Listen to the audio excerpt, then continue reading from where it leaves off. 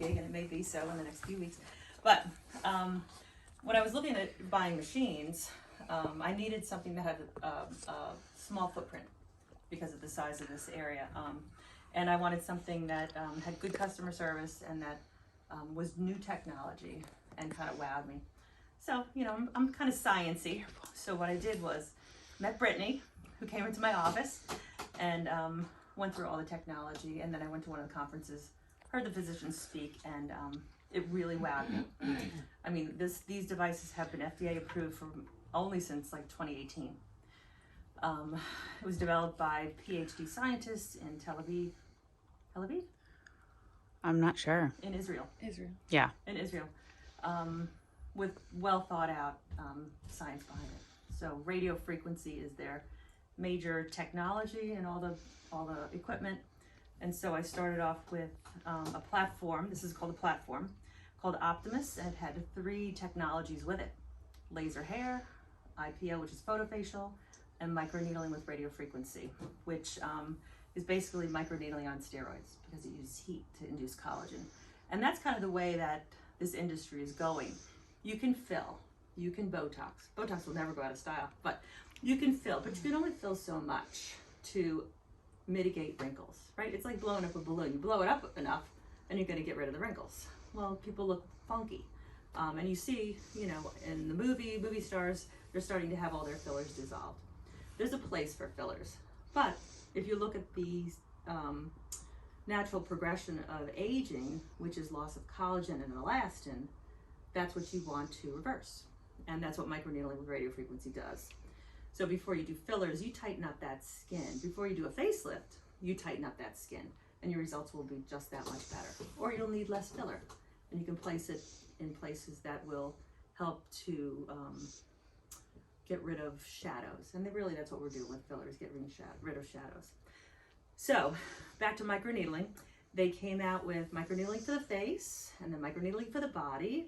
You can get rid of scars or mitigate some scars, acne scarring, laxity in the stomach, laxity in the behind, cellulite in the thighs, the top of the knees where you have this crepiness, that will stimulate collagen with microneedling and improve. And then the OBGYN, Dr. Ramirez, thought about what it would do as an OBGYN doctor, what it would do to the inner lining of the vagina. We want to stimulate collagen because we lose that over time and it becomes lax. The outside becomes lax, particularly as you lose estrogen. So why don't we use the same technology in the female wellness arena? And so that's what we're going to talk about today, is this platform appropriately called Empower, right? Empower Women's Health. There have been multiple technologies prior to this that Jenny, as a nurse practitioner and OBGYN, will speak to you about, the Mona Lisa, which is laser. Not everything has been great in as far as results. And the FDA is actually looking at lasers in women's health and really questioning whether that's the best way to go. So we'll talk about this, but I think first we'll have Jenny talk about her experience with other technologies and your experience with this as well. Awesome. So I'll let you take it. So I'm Jenny. I'm a women's health nurse practitioner. I've been working in women's health for about a decade now. And, you know, practicing for a while, I've seen kind of what, as women get into their 40s and 50s and 60s and so forth, what their needs are. And a lot of what we see is pelvic floor dysfunction, stress and urinary incontinence, vaginal dryness, atrophy of the vulva, which is that outside of the vagina, and the vagina, which is that canal. And, you know, we have patients who come to me, you know, for their well woman's exams and say things like, well, yeah, I cough and, you know, when I cough and sneeze, yeah, I pee my pants a little, but that's normal, that's okay. Or they'll say, well, it's okay, I'm 65, it's okay, no, I don't have sex anymore. And, you know, what one of my jobs is to educate patients that although these things are common, they're not technically normal. And there's so much that we can do to empower women, not to be cheesy, to really to fix this problem. I have a lot of tools in my toolbox to be able to treat women with these type issues. We have pelvic floor therapy. We have vaginal estrogen creams. We have oral and topical creams, patches, hormonal replacement therapy. We have lasers like the Mona Lisa Touch that Cheryl referenced. So these are all options that I've been using for several years now, and I haven't seen anything that is kind of it's innovative and has enough science behind it as the Empower. And so, you know, I struggle because I have patients who say, okay, with the pelvic floor therapy, why do we do that? Either postpartum or as women are getting into the postmenopausal years, they're having this stress or urge incontinence where they have to wear pads, or they can't go on a run without leaking a little bit, can't jump on trampolines anymore. And, you know, or we have patients, you know, who have bowel movement issues. It's all that pelvic floor dysfunction. Pelvic floor therapy is really hard. Sometimes it's not covered by insurance. You have to go like once a week for 12 weeks. And for young moms with young kids, patients with full-time jobs, that's really, really hard to do. You know, estrogen therapies. I have patients, I had one today who I did an Empower treatment on. We cannot give her any topical estrogens, any oral estrogens, nothing at all. She has blood clotting disorder. That would probably cause her to have a stroke and die. And so those are, you know, we need more tools in our toolbox that are safe, effective, and have really good science behind them. I work at another office, still practicing OBGYN. We have the Mona Lisa Touch. I've also, at a previous practice, used something called FemiLift, which is a very similar technology. Yeah, they work, they do. I have to say they're very clunky technology. I don't, as a practitioner, I don't like using them.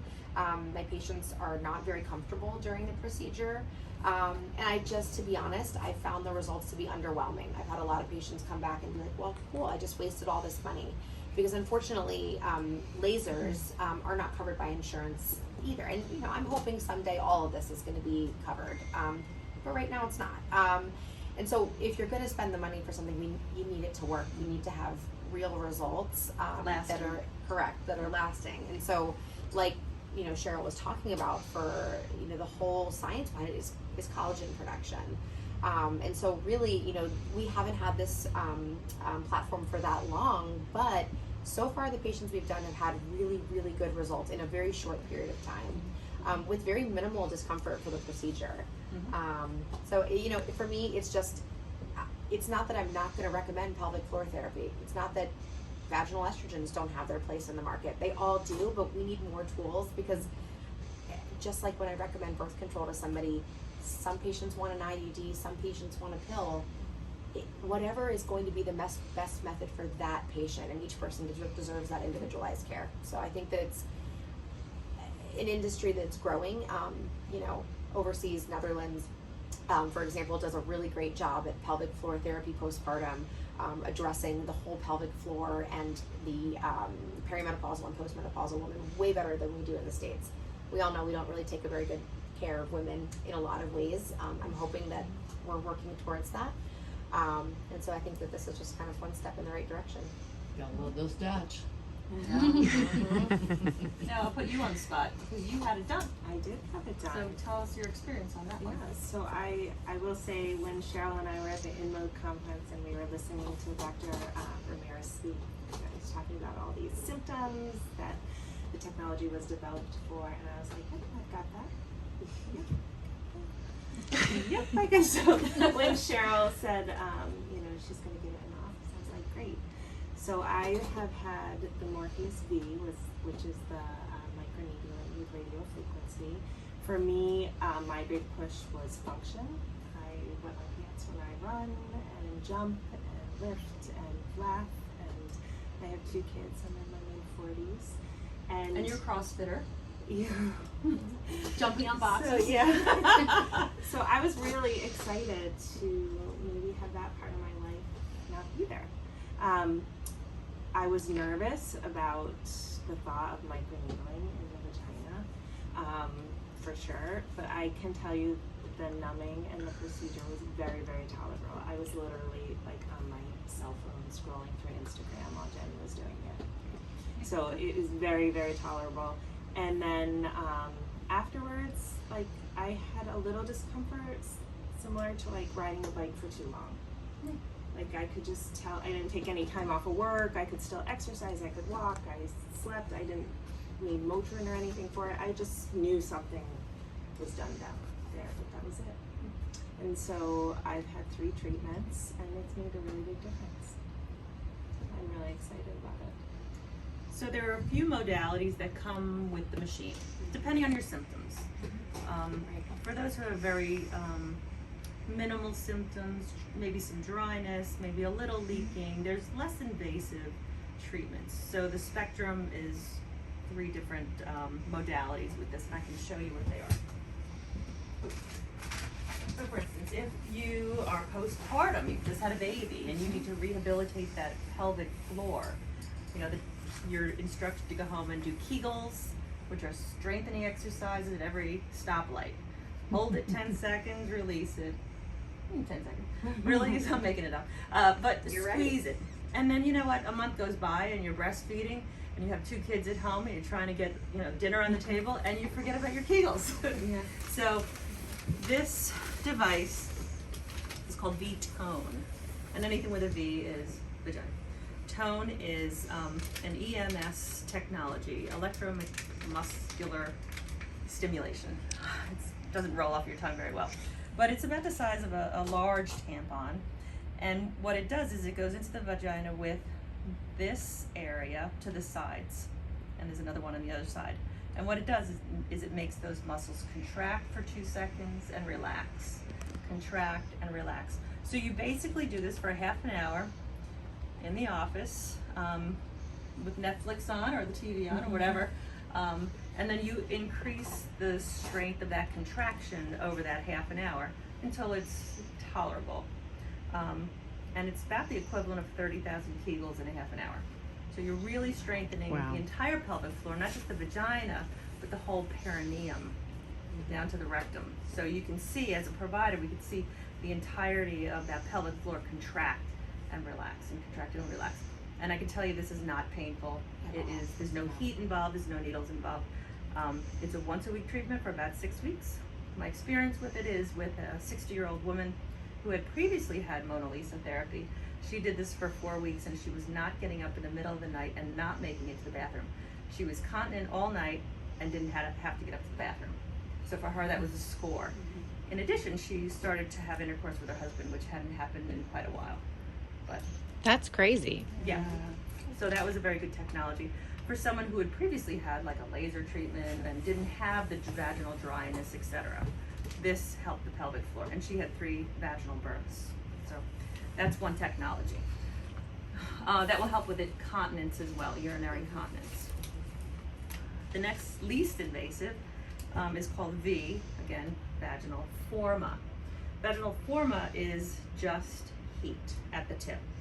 This goes into the vagina, it heats up, and each wall, if you can think of the wall of the vagina as a clock, you heat up the entirety of that clock in a circumferential way until the tissue gets up to about 43 degrees Celsius, which is 108 degrees Fahrenheit. So it's hot tub, right? What that does is it brings blood flow into the wall of the vagina. It makes it supple, it makes it lubricated, etc. So this really helps with vaginal dryness and elasticity. And again, what you're doing is inducing collagen. This is also good on the external part of the vagina. As we age, things look a little different, and this can tighten it up for sure. And patients uniformly describe it as a hot stone massage. And so this can tighten up the outer aspect of the vagina, called the labia majora, and the labia minora, which is the inner part of the vagina, and kind of tighten it up in a very non-invasive way. So that's this one. So if you're a needle phobe, if you just don't want that Morpheus, if you have very subtle symptoms, this is for you. This is a treatment called Morpheus V. Morpheus is the microneedling and radiofrequency technology, bipolar, which is a fancy way to say that the energy goes from this device into the tissue, it comes back to the device in a bipolar way. There's two poles. And what it does when it goes into the tissue and comes back, it tightens that tissue and it induces collagen and makes it more supple, lubricated, etc. This treatment is once a month for 3 months or less until your symptoms resolve. And it's really for people who have more severe symptoms or just want to get the job done for about a year. Come on in. Hi, how are you? How are you? Good, how are you? Come on in. Would you like to have a glass of water? I'm okay. Okay, you can have a seat over here. Thank you. Awesome. How you doing? Good. Okay. And so this technology we've used on quite a few patients now, including the one we described that you did today. It's very comfortable. The procedure is really that we numb the internal part of the vagina with numbing cream. And because it's so vascular, it doesn't take long to get numb. We, again, put this into the vagina, and it's basically a stamping mechanism that goes along the walls in a circumferential way until everything is completely done, and it takes about 15 minutes. At the end, you may have a little bit of leaking, a little bit of bleeding, but that's totally normal. There is a carboxy treatment that can go into the vagina afterwards that's soothing, that I'm thinking about entering into the practice, and patients describe that as very cooling. It's almost like a face mask, but for your lady parts. And then the recovery is much quicker. You can also do this on the outside of the vagina, and I can show you, well, Phil can show you pictures. There are many documented changes in the external look of the vagina. I'm one of the oldest ones here, but as time goes on, everything kind of gets loose, and when it gets loose, you lose moisture, and if things get dry, particularly as you're having vaginal births and losing estrogen over time. This actually shrinks up the tissue and keeps everything tight and comfortable. A side note is that you look better in your yoga pants. Things are not as loose, and patients are thrilled with that part of it. And you had outside as well as inside, right? Outside fine? Fine. Yeah, it's very tolerable.